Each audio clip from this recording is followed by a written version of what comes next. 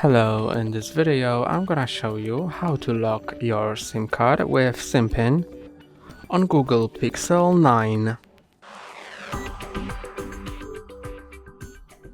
If you want to lock your SIM card with pin lock, go to Settings, then Security and Privacy, More Security and Privacy, SIM lock, and enable lock SIM. Then enter the SIM pin that was previously set, or the default SIM pin. Let's try again with a different one.